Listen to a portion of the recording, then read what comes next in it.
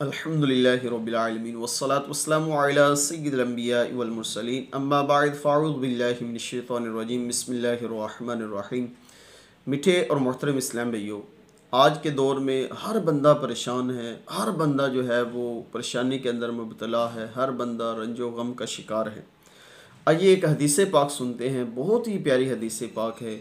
حضرت سیدنا ابو ہریرہ رضی اللہ تعالی عنہ سے روایت ہے کہ نبی پاک علیہ الصلاۃ والسلام نے ارشاد فرمایا، جس نے لا حول ولا قوت الا باللہ کہا تو یہ اس کے لیے 99 بیماریوں کے لیے دوا ہے۔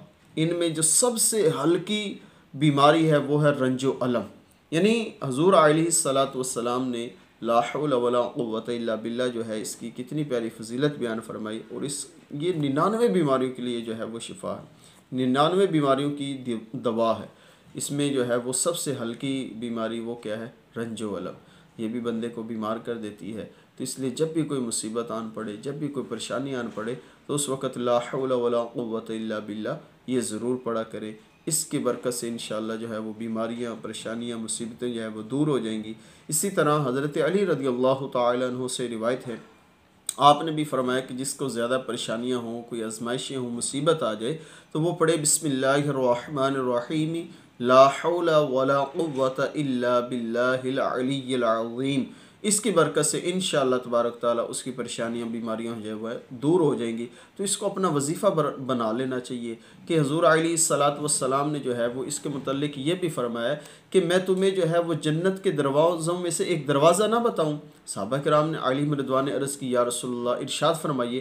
نبی پاک علیہ الصلاۃ والسلام نے ارشاد فرمایا، لا حول ولا قوت الا باللہ، یہ جنت کے دروازوں میں سے ایک دروازہ ہے۔ مطلب کیا کہ جو اس کی کثرت کرتا ہے، جو اس کو پڑھتا ہے، تو اللہ تبارک و تعالیٰ جو ہے وہ جنت کے دروازوں میں سے کسی ایک دروازے سے بندے کو جنت میں داخل فرما دے گا۔ تو اس لیے ہمیں اس کی کثرت کرنی چاہیے، اور کوئی آزمائش کو مصیبت آ جائے تو اللہ تبارک و تعالیٰ کی طرف ہی رجوع کرنا چاہیے، جیسا کہ قرآن میں موجود ہے، انا للہ و انا الیہ راجعون۔ اللہ تبارک و تعالیٰ ہم سب کو صبر و استقامت کے ساتھ آزمائشوں میں جو ہے وہ اللہ تبارک تعالیٰ کا شکر ادا کرنے، اللہ تبارک تعالیٰ کا ذکر ادا کرنے کی توفیق عطا فرمائے۔ ہر مصیبت، ہر پریشانی پر اللہ تبارک تعالیٰ صبر کرنے کی توفیق عطا فرمائے۔ السلام علیکم ورحمۃ اللہ وبرکاتہ۔